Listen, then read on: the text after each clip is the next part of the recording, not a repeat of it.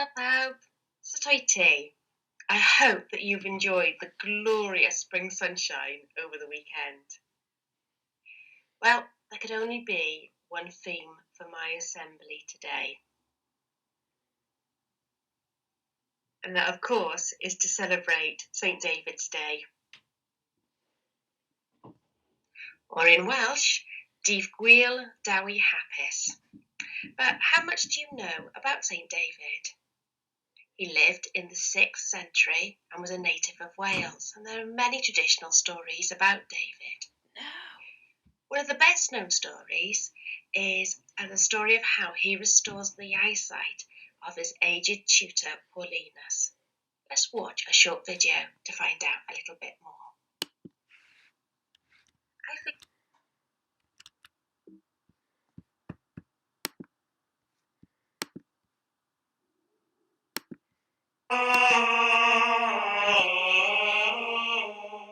The story begins in a monastery where David was learning to be a monk. It was a very simple place made of wood, with walls made of sticks plastered with mud. A roof of straw or rushes kept out the rain. Around the monastery were other simple buildings where the monks ate, studied, and slept. In one of these buildings, young David sat and listened to the wise words of his tutor, called Paulinus. Paulinus was a wise man, a good man, a holy man, but he was old, and his sight was growing dim. He felt sad as he peered at the Bible. He could barely make out the letters. How could he teach his pupils if he could no longer see to read? As the days passed, Paulinus found it harder and harder to see anything at all. Everything was growing dim and dark for him. Now, even on the sunniest days, he had to feel his way along, using his hands to guide him. He would touch the walls to find his way around the buildings and to his seat in front of his class. David sat in front of the elderly monk, listening to him struggle to read the words in the great Bible in front of him. He felt so sorry for him. If only I could help him see clearly again, he thought. But what could he do? Then, early one morning, Paulinus woke and found that he could see nothing at all. He was entirely blind. How he wept. He fell to his knees by his bed and prayed, "God, hear my prayer. Restore my sight so that I may continue to serve you and do your work. I have guided many young monks. I have tried my best to prepare them to do your work too. May they now help me. Let your Holy Spirit enter them, so that the touch of their hands on my eyes will restore my sight." That morning, as the young monks filed into the room, Paulinus told them what had happened. How sad the monks were when they heard what he said. "I pray that by touching my eyelids, one of you will be able to restore my sight," Paulinus said. So, one by one, the monks came forward and gently laid their fingers on their beloved teacher's closed eyes. How eager they were to help restore their teacher's sight. How sad they were, and they saw that he still could not see. At last, it was David's turn. He had held back to the end, certain that he could not do what others could not. Shyly, he came forward.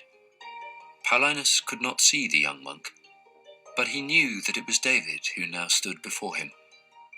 David, who prayed so hard for his sight to be restored. David, who touched his eyelids so gently. "If anyone can heal my poor eyes, it is David," thought Paulinus. Gently, David took his hands away from his teacher's face, and slowly Paulinus opened his eyes. A joyful smile spread across his face. He could see. How startled the monks were. How happy David was. Paulinus thanked God for sending him the young monk, David, but in a way, he felt sad too. He was sure that soon David would leave the monastery. What more could he, Paulinus, teach him? David must go out into the world and do God's work. and soon David did indeed leave, and in time he built his own monastery, the very one where St. David's Cathedral now stands.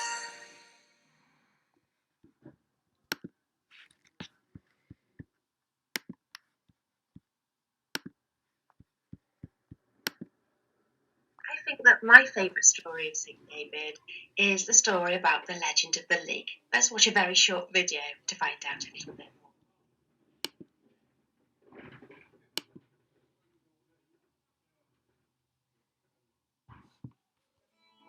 St. David and the Legend of the Leek. A long time ago, a great battle began between the men of Wales and the Saxon invaders. Swords clashed, and the men fought for hours. The Welsh were losing. In battle, it was hard to tell a friend from an enemy, as both sides wore similar clothing. It was very confusing. A monk called David had an idea. He plucked a leek from the ground and said to the soldiers, "Wear these on your helmet, so that you will know any soldier who does not have a leek is your enemy." Some of the soldiers thought that this was an odd idea, but because the monk was one of God's men, they went along with it. Soon, every Welsh soldier wore a leek on his helmet, and before long, the Welsh defeated the invaders and won the battle. The leek is a national symbol of Wales. On March 1st, Welsh people all over the world proudly wear a leek in memory of St. David.